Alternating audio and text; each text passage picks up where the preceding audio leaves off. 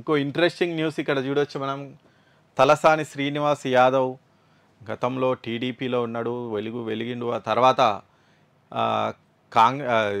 బీఆర్ఎస్లోకి వచ్చిండు, అక్కడ కూడా వెలిగిండు. ఇప్పుడు పార్టీ వెలుగు కొంచెం ఆగిపోయింది. దీంతో ఇప్పుడు మళ్ళీ కాంగ్రెస్లోకి రావాలని తలసాని ప్రయత్నిస్తున్నాడు. త్వరలోనే చేరిక జరగబోతుంది అన్న వార్తలు అయితే వస్తున్నాయి. మరి తలసాని రావచ్చు, ఎందుకంటే అప్పట్లో రేవంత్ రెడ్డి ఉన్నప్పుడు అయితే ఈయనతో సన్నిహిత సంబంధాలే ఉండే. కాకపోతే పార్టీ మారినాక రేవంత్ రెడ్డి మీద అయితే తీవ్ర విమర్శలు చేసిరు.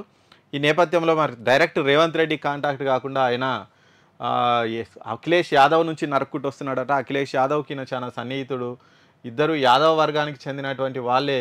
ఈ నేపథ్యంలో అఖిలేష్ యాదవ్ ఆల్రెడీ ఏఐసిసి పెద్దలతో మాట్లాడినట, తలసానిని పార్టీలోకి తీసుకోండి అని. మరి ఇప్పుడు అఖిలేష్ యాదవ్ ఇండియా కూటమిలో కీలకంగా ఉన్నారు కాబట్టి మరి రేవంత్ను అట్లో ఇట్లా ఒప్పించి నన్ను పార్టీలోకి తీసుకునే అవకాశం అయితే ఉంది. అతి త్వరలోనే ఈయన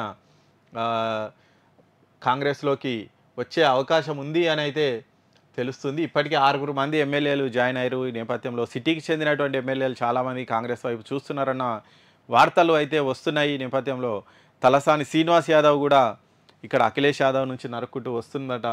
ఈ నేపథ్యంలో ఈయన కూడా వెళ్తే ఇక సిటీలో పెద్ద దెబ్బ తగిలినట్టే. ఎందుకంటే సనత్ నగర్లో ఇక జిహెచ్ఎంసీలో ఈయన కీలక నేతగా ఉన్నారు బీఆర్ఎస్లో. ఈయన కూడా జాయిన్ అయితే ఇక బీఆర్ఎస్కు గట్టి దెబ్బ తగిలినట్టే.